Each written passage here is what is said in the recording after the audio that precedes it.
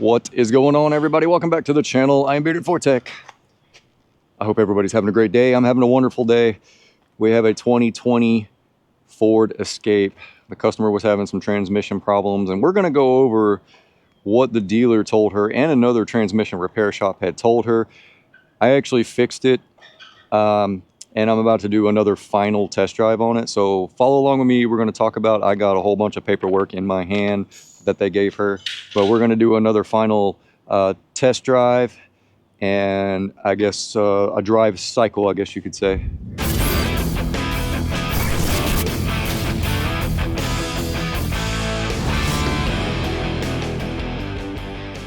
Okay, so we're looking at 108,314. That's after me test driving it the other day. I'm gonna come over here in this really awkward push to start button, which is back behind here. It's about the dumbest spot ever. Way to go, Ford, on that one.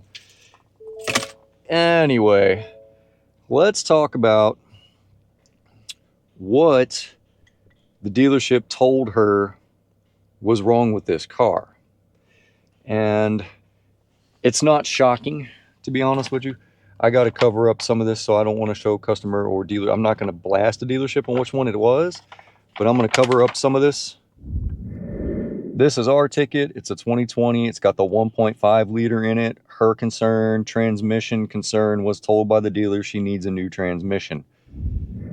All right, see? July 18th, 2026, 8:20 a.m., 2020 Ford Escape, 1.5 liter. This is the Dragon engine, I do believe. Customer concerns. Customer states transmission seems to slip into neutral and engine revs up in low range gears. Tech notes, perform trans diag, no codes pertinent. P0299 in history, which is a turbo underboost. RT with Pidman, delayed 1, 2, 3, 4, 5, 6, 7. Performed pinpoint test J, delayed. Strategy okay. Line pressure test okay. Fluid okay. Condition poor. Concern internal. To transmission, recommend trans replacement with cooler flush and alignment. Automatic transmission. There's your part number. There's the cost. Single-use parts, fluid, fasteners.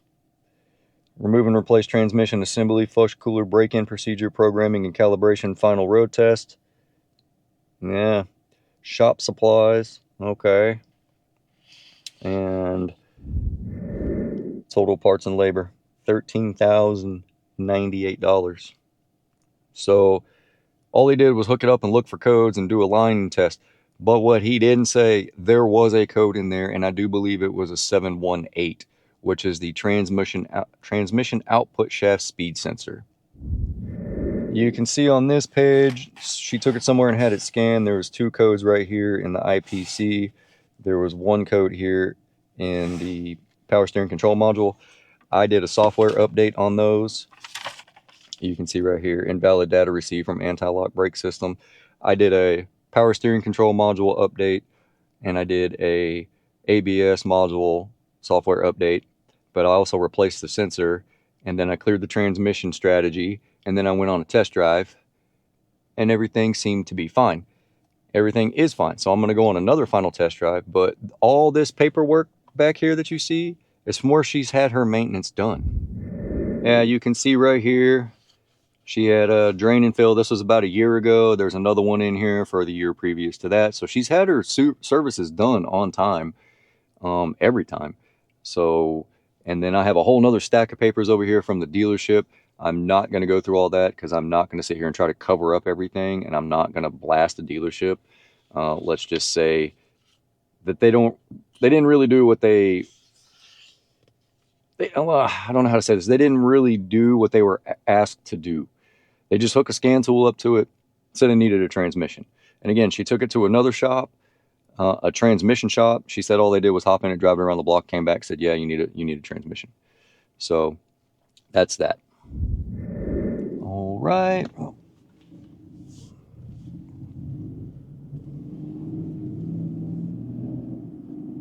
Shifting just fine.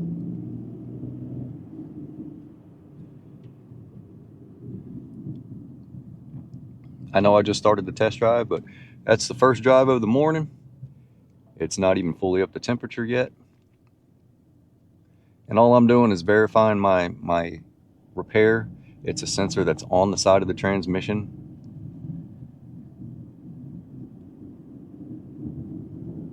The cop's just sitting there at a green light. That's weird.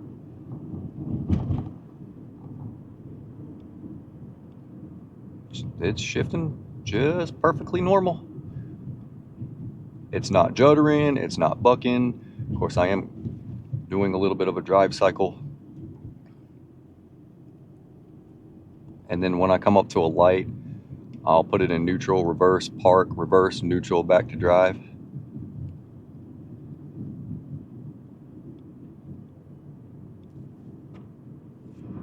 Shifting fine. So I'm gonna get it up to full temperature and then I'll pull over or add a light.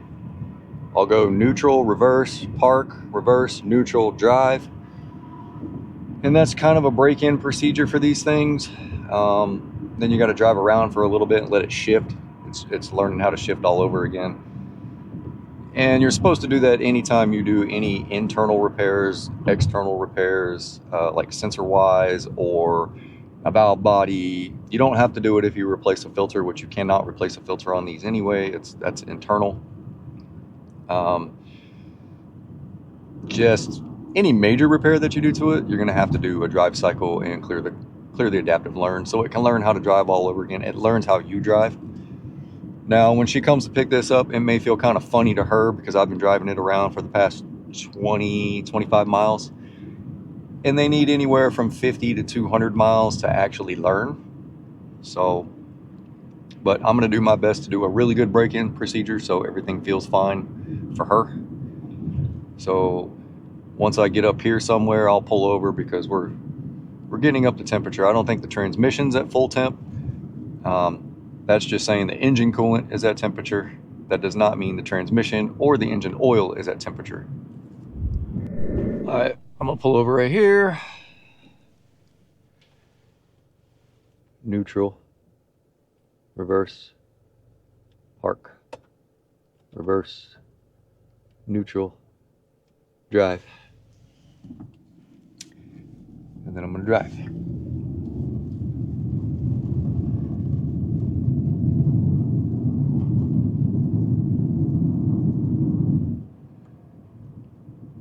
And I'm gonna do that route one more time and maybe words.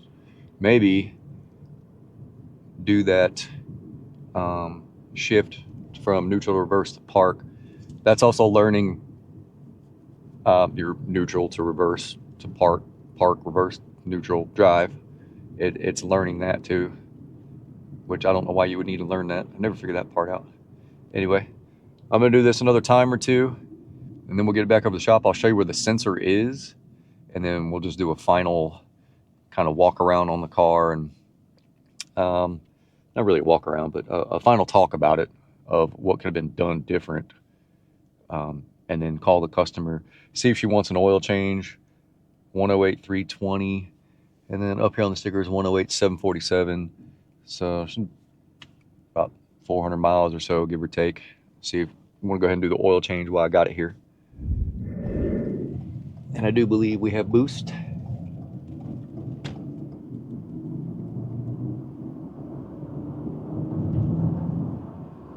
You hear it? Psh, psh. I don't know if you guys could hear that or not, but yes, it's shifting fine. Not a concern anymore. Glad we were able to fix it. Let's get it back to the shop and I'll show you where the sensor is. It's really not that hard of a job to do. It's just a matter of doing a pinpoint test for a code, which he said the code wasn't there at the dealership, but I know it was there because I could see it and I can see how long it was there. And then follow the pinpoint test for that code. So he was following the wrong pinpoint test, apparently. He just trying to sell a transmission, I guess. Not quite sure. Don't really care. That's why I got it now. Get this thing all fixed up for less than $13,000. I'll tell you that right now. Anyway, we're going to get it back to the shop. And I'll show you where the sensor is.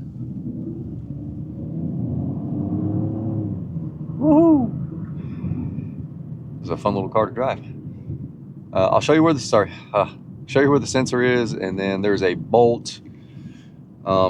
Somebody had the pipe taken off of it, doing something somewhere, and they left one of the bolts that hold the piping loose. So I'm gonna go in and tighten that. The engine appearance cover is not there, so, and then I'll just give it another final look over. Okay, so I've gone about 34 miles, everything's shifting fine. We are gonna go into the hood. I'll show you that bolt. Pull 2 times. I'll show you the bolt that I'm talking about. Oh, hold it with my head. Oh look, I took the thing with it. It's not cool. Where did you go? Somewhere down here. I'll find you in a minute. I'll set you right there. The bolt I'm referring to is right down there. If you look, I can't even see it. But look, it's floppy. There's a bolt right down here. The transmission sensor I was telling you about is over here. Let me see if I turn the wheel.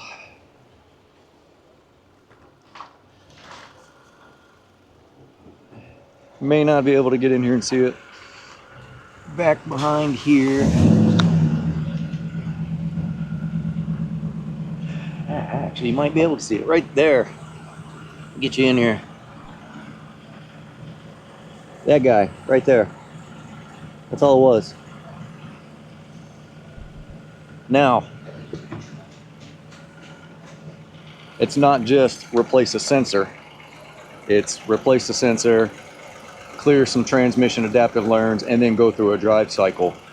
So I'm gonna get this bolt tightened down, and then I'm gonna call the customer and tell her it's good to go. I'm gonna put this back where it goes, which I think is right here, because I don't remember.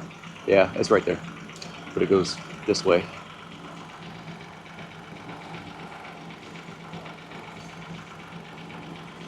Or maybe it goes the other way. Maybe it does go the other way. There. So that goes down into there, and then you close the hood. So I'm going to tighten that bolt down.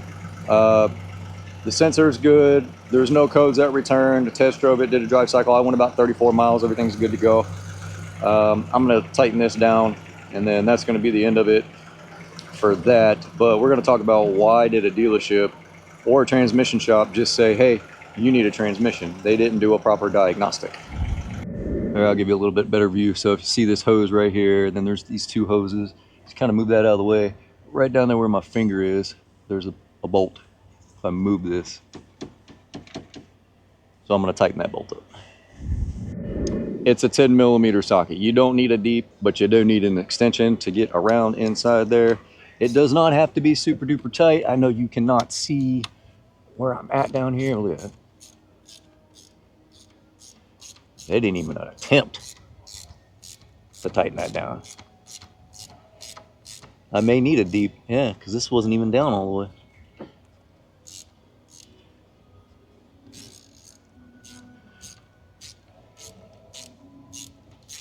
Wow. Come on, guys. It's just a 10 millimeter bolt. Nut. I might be able to get it. That really wasn't that hard. And they didn't put something in over here.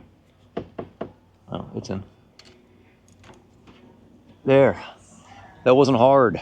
I don't know who was in there before, but it's literally just a 10 millimeter nut right there. Come on.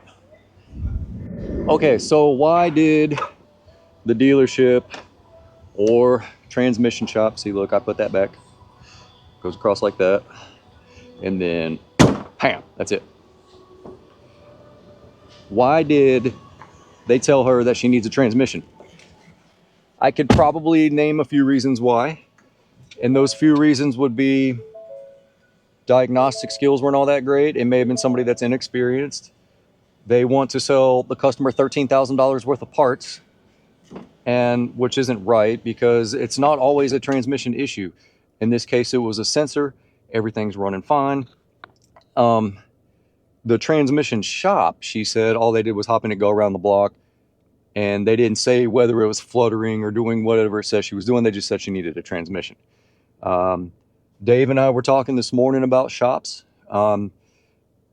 Literally, a guy said that he needed a transmission, and he had cameras in his car, and they called him and told him that he needed a transmission, and brought it, and it was just a solenoid that was bad.